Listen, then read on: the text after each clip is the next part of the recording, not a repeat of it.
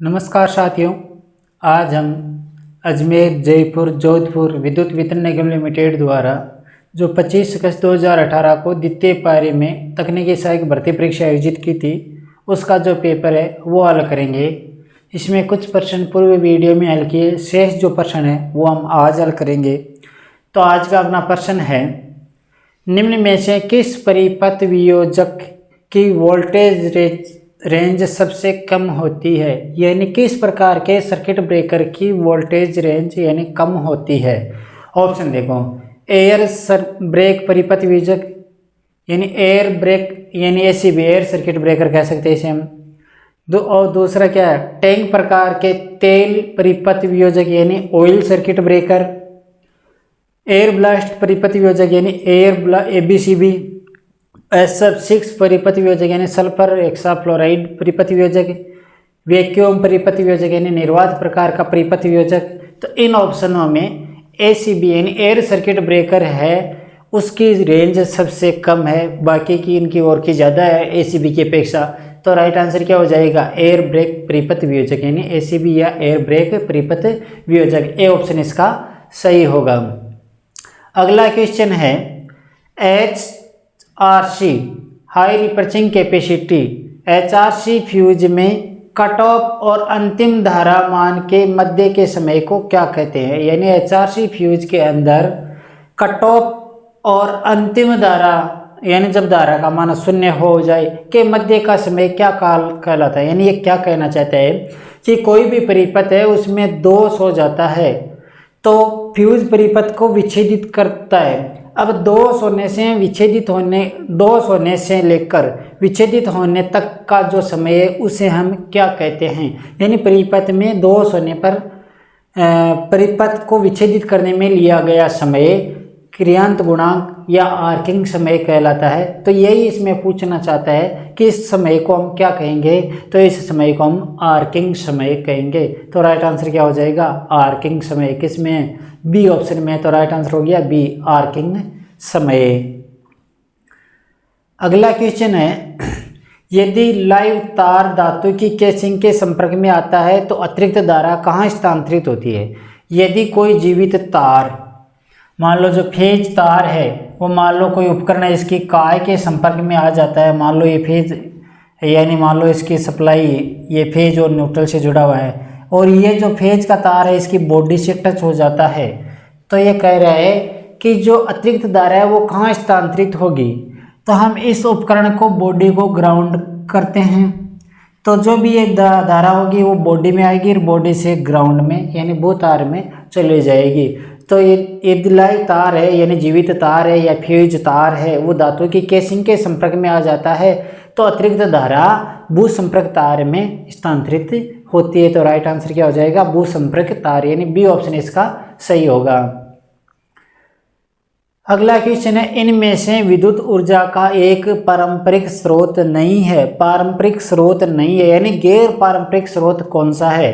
तो देखो गैर पारंपरिक स्रोत कौन कौन से होते हैं, भूतापीय ऊर्जा है ये गैर पारंपरिक स्रोत है, पवन ऊर्जा है ये भी एक गैर पारंपरिक स्रोत है, सौर ऊर्जा है ये भी गैर पारंपरिक स्रोत होता है, बायोगैस है या ज्वार ऊर्जा है ये गैर पारंपरिक स्रोत होते हैं। यानी भूतापीय, पवन ऊर्जा, सौर ऊर्जा, बायोगैस या ज्वार ऊर्जा ये तो है गैर पारंपरिक स्रोत। अब पारंपरिक स्रोत कौन कौन से होते हैं, कोयला द्वारा हम उत्पादित करते हैं, जल द्वारा यानी जो जल से टरबाइन गुणित करके करते हैं यानी कोयला द्वारा, जल द्वारा, प्राकृतिक तेल और गैस के द्वारा और नाभिकीय विखंडन के द्वारा जो हम ऊर्जा उत्पादित करते हैं ये होती है पारंपरिक ऊर्जा के स्रोत। अब इन ऑप्शनों में देखो क्या दे रखा है, हवा एक गैर पारंपरिक स्रोत है यानी पारंपरिक स्रोत नहीं है, हवा गैर पारंपरिक स्रोत है क्योंकि पवन ऊर्जा आ गई, पवन ऊर्जा पवन चक्की ये गैर पारंपरिक स्रोत होता है। गैस जो प्राकृतिक तेल और गैस है ये पारंपरिक स्रोत है, कोयला एक पारंपरिक स्रोत है, डीजल या पेट्रोल ये भी एक पारंपरिक स्रोत है। तो राइट आंसर क्या हो जाएगा, गैर पारंपरिक कौन सा हुआ इसमें, हवा। तो राइट आंसर हो गया ए, हवा। अगला क्वेश्चन है, शक्ति को उच्च वोल्टेज पर संचरण लाइन में संचरित किया जाता है क्योंकि, यानी जो भी आपूर्ति है उसको उच्च वोल्टता पर पारेषण किया जाता है उच्च वोल्टता पर ऑपरेशन करने का लाभ क्या है इनमें से? ऑप्शन देखो, संवाहक की लागत घट जाती है, यानी चालक की लागत घट जाती है। सही है, क्योंकि उच्च वोल्टता पर प्रसारित करने पर धारा का मान कम हो जाता है, फलस्वरूप पतले चालक भी काम में लिए जा सकते हैं, तो संवाहक यानी चालक की लागत घट जाती है। सही है। क्षमता बढ़ जाती है। सही है, भी सही है, यानी उच्च वोल्टता पर लॉसेज कम होते हैं और जो VR होती है, वोल्टेज रेगुलेशन होती है, वो कम होती है, फलस्वरूप क्षमता इसकी बढ़ जाती है। प्रेरकत्व समान रहता है, यानी धारा घट जाती है, यानी धारा कम धारा पर प्रसारित किया जा सकता है, धारा घट जाती नहीं है। ए और बी दोनों, तो राइट आंसर क्या हो जाएगा? यानी ए और बी दोनों होगा, क्योंकि सेवा की लागत घट जाएगी, क्षमता बढ़ जाती है। ये दोनों ऑप्शन सही है, तो राइट आंसर हो गया ई, ए और बी दोनों। अगला क्वेश्चन है, मुख्य क्षेत्र फ्लक्स में आर्मेचर फ्लक्स के प्रभाव को क्या कहते हैं? यानी किसी डीसी मोटर या जनरेटर के अंदर मुख्य क्षेत्र फ्लक्स में आर्मेचर चालकों के द्वारा उत्पादित फ्लक्स, यानी आर्मेचर में से जब धारा प्रवाहित होती है, यानी जब आर्मेचर को हम बाधित करते हैं, बाहर से जोड़ते हैं, तो आर्मेचर चालकों में से धारा प्रवाहित होती है, फलस्वरूप आर्मेचर चालक स्वयं का चुंबकीय क्षेत्र उत्पादित करता है, जो मुख्य चुंबकीय क्षेत्र को विक्षेपित करता है। तो यही कहना चाहते हैं कि मुख्य चुंबकीय क्षेत्र में आर्मेचर फ्लक्स के प्रभाव को क्या कहते हैं? यानी मुख्य क्षेत्र आर्मेचर चालक द्वारा मुख्य क्षेत्र फ्लक्स को प्रभावित करने वाला प्रभाव क्या कहलाता है? इसे हम आर्मेचर रिएक्शन कहते हैं। तो देखो किस ऑप्शन में आर्मेचर रिएक्शन? डी ऑप्शन में देखो आर्मेचर रिएक्शन, तो राइट आंसर हो गया आर्मेचर रिएक्शन। तो इस प्रभाव को हम आर्मेचर रिएक्शन कहते हैं। अगला क्वेश्चन है, निम्न में से किस डीसी जनरेटर में वर्धित वोल्टेज अभिलक्षण होता है? वर्धित वोल्टेज अभिलक्षण किसे कहते हैं? कि वह जनरेटर जिसमें भार का मान बढ़ने पर वोल्टता का मान बढ़ता है, तो इस जो अभिलक्षण होगा इसे हम वर्धित वोल्टता अभिलक्षण कहेंगे। यानी भार का जो ही मान बढ़ाएंगे तो वोल्टता बहुत ज़्यादा बढ़ जाएगी, वोल्टता बढ़ेगी। अब किस में होता है? देखो ये होता है, एक तो आवर कंपाउंड जनरेटर में भी बहुत कम होता है वर्धित वोल्टता अभिलक्षण, जबकि सर्वाधिक श्रेणी जनरेटर के अंदर होता है। श्रेणी जनरेटर बिना भार पर बहुत कम वोल्टेज उत्पादित करता है, जो ही भार का मान बढ़ाया जाता है तो वोल्टेज का मान बहुत ज़्यादा बढ़ जाता है। यदि इसका हम अभिलक्षण देखें श्रेणी जनरेटर का, तो श्रेणी जनरेटर का जो अभिलक्षण है, लोड करंट और टर्मिनल वोल्टेज या ई प्रेरित वोल्ट, तो बिना भार पर कम वोल्टेज है, जो ही भार का मान बढ़ाएंगे तो वोल्टेज का मान भी बढ़ेगा। ये तो है श्रेणी जनरेटर के अंदर श्रेणी। अब अवर कंपाउंड में भी होता है, एक तो होता है अंडर कंपाउंड और एक होता है अवर कंपाउंड। अवर कंपाउंड में क्या होता है? अवर कंपाउंड में नहीं के बराबर वोल्टेज बढ़ते तो है, परंतु बहुत कम वोल्टेज बढ़ते हैं। यानी ये हो गया लोड करंट और ये हो गया प्रेरित वोल्ट या टर्मिनल वोल्टेज, ई या वी भी हम इसे कह सकते हैं। तो कम वोल्टेज बढ़ते हैं। तो अब इसमें वर्धित वोल्टता अभिलक्षण किसका होगा? इसका होगा, यानी इसका तो नहीं के बराबर कहते हैं हम, वोल्टेज बढ़ते थे परंतु बहुत कम। तो राइट आंसर क्या हो जाएगा? श्रेणी जनरेटर का जो अभिलक्षण है वो वर्धित वोल्टता अभिलक्षण होता है, यानी भार का मान बढ़ने पर टर्मिनल वोल्टता है या प्रेरित वोल्टता है वो बढ़ती है। तो राइट आंसर क्या हो गया? श्रेणी प्रकार के जनरेटर में। तो ए ऑप्शन इसका सही होगा। अगला क्वेश्चन है, डीसी श्रेणी मोटर में VEB और IA के मध्य संबंध क्या है? श्रेणी मोटर के अंदर VEB और IA के मध्य संबंध क्या है? VEB और IA श्रेणी मोटर के अंदर क्या होता है कि मान लो ये आर्मेचर है और ये सीरीज फील्ड है और ये टर्मिनल है। यहाँ जो लगाते हैं इसे हम V कहेंगे। इसके अंदर जो प्रेरित होगा वो होगा EB और इसमें से प्रवाहित धारा इसे हम IL कह सकते हैं, इसे ISC कह सकते हैं, इसे IA कह सकते हैं, यानी आर्मेचर करंट कह सकते हैं। तो ये जबकि श्रेणी मोटर के अंदर IL बराबर ISE बराबर IA समान रहेगा, तो इसे हम IA भी कह सकते हैं, यानी आर्मेचर करंट भी कह सकते हैं, क्योंकि धारा का मान समान ही रहेगा। अब ये क्या कह रहा है, इनके मध्य संबंध क्या है? अब देखो उदाहरण के तौर पर हम मान लो कि यहाँ पे 220 वोल्ट लगा रहे हैं, 10 वोल्ट इसके अंदर खपत हो रहे हैं और मान लो 10 वोल्ट इसके अंदर खपत हो रहे हैं, शेष है वो EB विकसित होगा, यानी EB का मान कितना हो जाएगा? 200 वोल्ट होगा। क्योंकि 220 में से 10 इसमें खपत हो गए, 10 इसमें आर्मेचर के अंदर खपत हो रहे हैं, तो शेष कितना हो गया AB 200 वोल्ट का। ये जो 10 वोल्ट इसमें खपत हो रहेगी वो क्या होगा, यानी एक तो आर्मेचर करंट इनटू आर्मेचर का प्रतिरोध। ये 10 वोल्ट इसमें खपत हो रहा है, ये किस प्रकार से होगा, ये आर्मेचर करंट कह सकते हैं, या IAC इनटू RAC, यानी सीरीज फील्ड प्रतिरोध इनटू सीरीज फील्ड में से प्रवाहित धारा। अब हम कह रहे हैं कि IA बराबर IAC बराबर IL, ये सब समान है तो यहाँ हम IAB कह सकते हैं।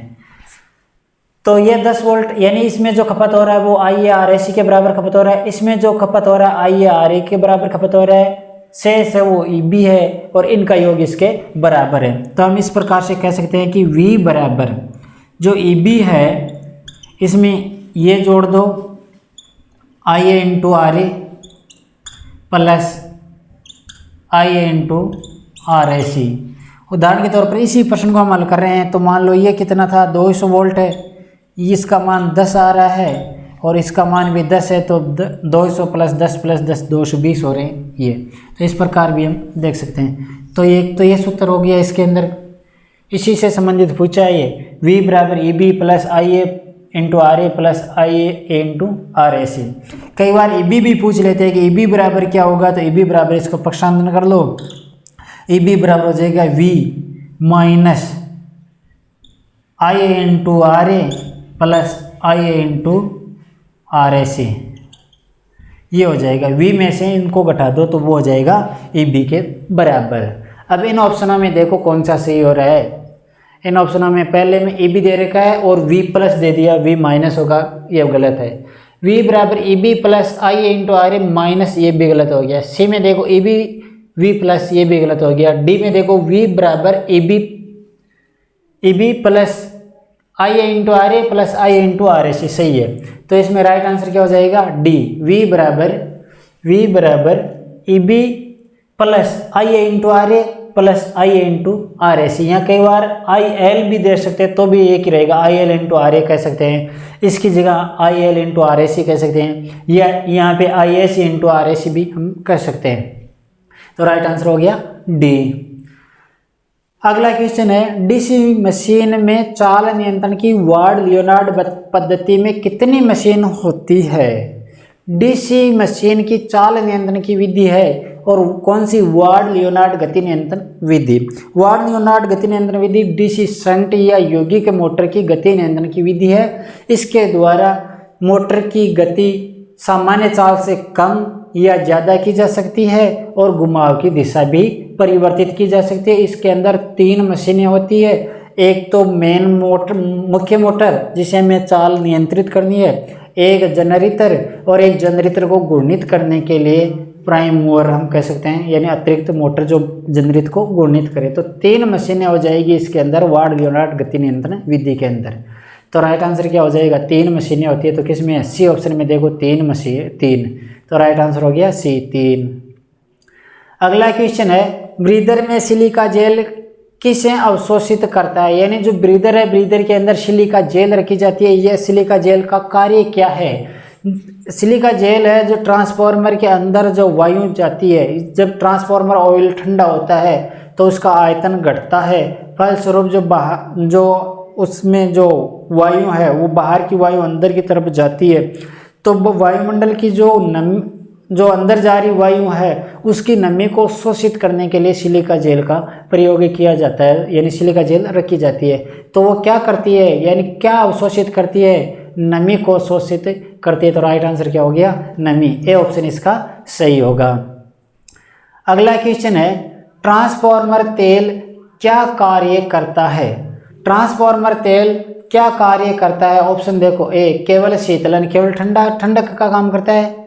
अब वो आगे ऑप्शन और देखो, ल्यूब्रिकेंट यानी स्नेहक का काम करता है, केवल इंसुलेशन का काम करता है, इंसुलेशन व शीतलन ये दोनों काम करता है, आकाशीय विद्युत से सुरक्षा। तो राइट आंसर क्या हो जाएगा, इंसुलेशन व शीतलन। यानी ट्रांसफार्मर ऑयल है वो इंसुलेशन का भी कार्य करता है और शीतलन का काम भी करता है, यानी उष्मा को, कुंडलन की उष्मा को शोषित करके भाई जो कूलेंट है, जो नलियाँ होती है कूलेंट की, उनमें उसके द्वारा बाह्य वातावरण में फैला देता है। तो राइट आंसर क्या हो जाएगा, इंसुलेशन व शीतलन, यानी डी ऑप्शन इसका सही होगा। अगला क्वेश्चन है, बकौल्ज रिले को ट्रांसफार्मर में इंसुलेट किया जाता है, यानी बकौल्ज रिले को किस प्रकार के ट्रांसफार्मर में इंस्टॉल किया जाता है, यानी किस में लगाया जाता है। बकौल्ज रिले है वो तरल प्रवाह प्रचलित रिले होता है, यानी तरल तल और तरल प्रवाह प्रचलित रिले होता है। तो इसमें तरल होना यानी लिक्विड होना आवश्यक है। बकौल्ज रिले लिक्विड में काम करता है, यानी तरल में काम करता है। अब ऑप्शन देखो, और चौथे का से क्या हो गया, ऑटो ट्रांसफार्मर में। दूसरा का है वायु शीतलित ट्रांसफार्मर, ये भी नहीं होगा। जलाई ट्रांसफार्मर में नहीं, तेल शीतलित ट्रांसफार्मर में सही है, क्योंकि ये बकौल्ज रिले है, तरल प्रवाह प्रचलित रिले है, इसका प्रयोग तेल शीतलित ट्रांसफार्मरों में किया जाता है। वायु प्रबलित यानी वायु जोखा प्रकार के ट्रांसफार्मर में नहीं। तो राइट आंसर क्या हो गया, डी, तेल शीतलित प्रकार के ट्रांसफार्मर में बकौल्ज रिले का प्रयोग किया जाता है। तो राइट आंसर है डी। अगला क्वेश्चन है, संचरण लाइन के उप स्टेशन सिरे पर मुख्यतः किस प्रकार का संयोजन प्रयुक्त किया जाता है। प्रसारण लाइन के उप स्टेशन सिरों पर, यानी जो प्रसारण लाइन के सब स्टेशन होते हैं पर मुख्य रूप से किस प्रकार के संयोजन किए जाते हैं, यानी प्रसारण लाइन के जो ट्रांसफार्मर है वो आगे वो कौन से होते हैं, वो होते हैं डेल्टा स्टार ट्रांसफार्मर, यानी प्राइमरी डेल्टा में, सेकेंडरी स्टार में। तो डेल्टा स्टार प्रकार के ट्रांसफार्मर होते हैं। तो राइट आंसर हो गया डी, डेल्टा स्टार। अगला क्वेश्चन है, 3 बिंदु स्टार्टर में 9 वोल्ट रिलीज एनवीआर कॉइल कहाँ संयोजित होती है। 3 बिंदु स्टार्टर है, इसमें एनवीसी कहाँ स्थापित की जाती है। तो किस प्रकार का आरेख होता है 3 बिंदु स्टार्टर का। 3 बिंदु स्टार्टर है, इनके अंदर एनवीसी, मैं केवल एनवीसी का ही आरेख बना देता हूँ। जो मान लो एनवीसी है स्टार्टर के अंदर, उसको जो फील्ड वाइंडिंग होती है शंट फील्ड, इसके साथ ये आर्मेचर है और ये FSH। तो एनवीसी है, ये एनवीसी और ये FSH शंट फील्ड है, ये हो गया आर्मेचर का, ये हो गया F। तो इस प्रकार से एनवीसी को फील्ड के साथ श्रेणी क्रम में जोड़ा जाता है। तो क्षेत्र परिपथ के साथ श्रेणी क्रम में जोड़ा जाता है। तो राइट आंसर क्या हो गया, बी, क्षेत्र परिपथ के श्रेणी क्रम में, यानी 3 बिंदु स्टार्टर में एनवीसी है वो क्षेत्र परिपथ में जोड़ी जाती है। तो बी ऑप्शन इसका सही होगा। अगला क्वेश्चन है, निम्न में से किसके मापन के लिए टेकोमीटर का प्रयोग किया जाता है। टेकोमीटर का प्रयोग क्यों करते हैं। ऑप्शन देखो, आवर्ती मापने के लिए आवर्ती मीटर यानी फ्रीक्वेंसी मीटर का प्रयोग करते हैं। शक्ति मापने के लिए वाट मीटर का प्रयोग करते हैं। वोल्टेज मापने के लिए वोल्ट मीटर का प्रयोग करते हैं। प्रतिरोध मापने के लिए ओम मीटर का प्रयोग करते हैं। आरपीएम में चाल मापने के लिए टेकोमीटर का प्रयोग करते हैं। तो राइट आंसर क्या हो गया, आरपीएम में चाल मापने के लिए टेकोमीटर का प्रयोग किया जाता है, यानी ई ऑप्शन इसका सही होगा, यानी आरपीएम में चाल मापने के लिए। तो ई ऑप्शन इसका सही होगा। अगला क्वेश्चन है, निम्न में से किसके लिए उच्चतम स्तर की प्रदीप्ति की आवश्यकता होगी, यानी इनमें से किसके लिए उच्च स्तर की प्रदीप्ति की आवश्यकता है। ऑप्शन देखो, प्रूफ रीडिंग यानी एक्चुअल रीडिंग या प्रूफ रीडिंग, शयन कक्ष, अस्पताल कक्ष, रेलवे प्लेटफॉर्म और कक्षा। तो राइट आंसर इन ऑप्शनों में देखें तो उच्च प्रदीप्ति की आवश्यकता प्रूफ रीडिंग में होगी। तो ए ऑप्शन इसका सही होगा, प्रूफ रीडिंग। अगला क्वेश्चन है, पारावास्प लैंप किस प्रकार का प्रकाश देता है, यानी पारावास्प मरकरी लैंप है वो किस प्रकार का प्रकाश उत्पन्न करता है। ऑप्शन देखो, गुलाबी, पीला, हरा, नीला, सफ़ेद या लाल। तो जो पारावास्प लैंप है वो हरा नीला प्रकाश उत्पन्न करता है। तो राइट आंसर क्या हो जाएगा, हरा नीला, यानी सी ऑप्शन इसका सही होगा। अगला क्वेश्चन है, घरेलू वायरिंग और छोटी इकाइयों के लिए सुरक्षा उपायों हेतु निम्न में से किसका प्रयोग किया जाता है। घरेलू वायरिंग और छोटी इकाइयों की सुरक्षा के लिए जो दिए गए इनमें से किसका उपयोग किया जाता है, यानी प्रयोग किया जाता है। एमसीबी यानी मिनिएचर सर्किट ब्रेकर सही है। एसीबी का इनमें छोटी इकाइयों में नहीं किया जाता एयर सर्किट ब्रेकर का। ओसीबी यानी ऑयल सर्किट ब्रेकर नहीं। MCB moulded case circuit breaker, ये भी नहीं, इनमें से कोई नहीं। तो राइट आंसर क्या हो गया? ए, एमसीबी का प्रयोग छोटी इकाइयों की या घरेलू वायरिंग में प्रयोग करते हैं, सुरक्षा के तौर पर प्रयोग करते हैं। तो राइट आंसर हो गया ए, एमसीबी। अगला क्वेश्चन है, निम्न में से ठंडा कैथोड लैंप कौन सा है, यानी कोल्ड कैथोड लैंप कौन सा है? यानी कोल्ड कैथोड लैंप किसे कहते हैं? लैंप प्रचलित होता है तो उसका जो तंतु है वो गर्म नहीं होता है, ठंडा ही रहता है। तो जो सोडियम वेपर लैंप है ये भी कोल्ड कैथोड लैंप है, नियॉन लैंप ये भी कोल्ड कैथोड लैंप होता है। अब ऑप्शन देखो, हीलियम लैंप नहीं, नियॉन लैंप सही है। GLS general lighting system lamp ये भी, ये टंगस्टन फिलामेंट होता है, तब तक दीप्ति होता है। ट्यूब लैंप में प्री हीटिंग आवश्यक होती है, यानी उसको प्रचलित करते समय प्री हीटिंग की आवश्यकता होती है, तो ये भी कोल्ड कैथोड नहीं होता है। और पारावास्प लैंप, इसमें भी प्री हीटिंग की आवश्यकता होती है, तो ये भी कोल्ड कैथोड नहीं होता है। तो इसमें यानी सोडियम वेपर लैंप और नियॉन लैंप ये ही होते हैं कोल्ड कैथोड लैंप। तो नियॉन लैंप इसमें सही होगा, क्योंकि नियॉन लैंप कोल्ड कैथोड यानी ठंडा कैथोड लैंप होता है। तो राइट आंसर हो गया बी, नियॉन लैंप। अगला क्वेश्चन है, पोटेंशियोमीटर के संबंध में रियोस्टेट को विभेदित यानी अलग पहचान कैसे किया जाता है? यानी पोटेंशियोमीटर और रियोस्टेट में अंतर क्या होता है? देखो, पोटेंशियोमीटर है उसकी वार्ता रेटिंग कम होती है रियोस्टेट की अपेक्षा, यानी रियोस्टेट की अपेक्षा पोटेंशियोमीटर की वार्ता कम होती है। अब ऑप्शनों में देखो, रियोस्टेट में घुमावों की संख्या अधिक होती है, यानी रियोस्टेट और पोटेंशियोमीटर दोनों ही वेरिएबल प्रकार के रजिस्टर है, यानी परिवर्तनशील प्रतिरोध है, जबकि इनकी वार्ता में अंतर होता है। अगला देखो, रियोस्टेट में अधिक संख्या में टेपिंग होती है, नहीं, रियोस्टेट की वाट क्षमता रेटिंग कम होती है। रियोस्टेट की वाट क्षमता रियोस्टेट की नहीं होती है, पोटेंशियोमीटर की होती है कम। तो अगला देखो, रियोस्टेट की वाट क्षमता रेटिंग ज़्यादा होती है, सही है, यानी रियोस्टेट की वार्ता क्षमता पोटेंशियोमीटर की अपेक्षा ज़्यादा होती है, ये सही है। रियोस्टेट में घुमावों की संख्या अधिक होती है, भी नहीं। तो राइट आंसर क्या हो गया? डी, रियोस्टेट की वाट क्षमता रेटिंग ज़्यादा होती है। तो डी ऑप्शन इसका सही होगा। तो ये कुछ इस पेपर से संबंधित प्रश्न थे। शेष जो प्रश्न है वो अगले वीडियो में रहेगा। ठीक है साथियों।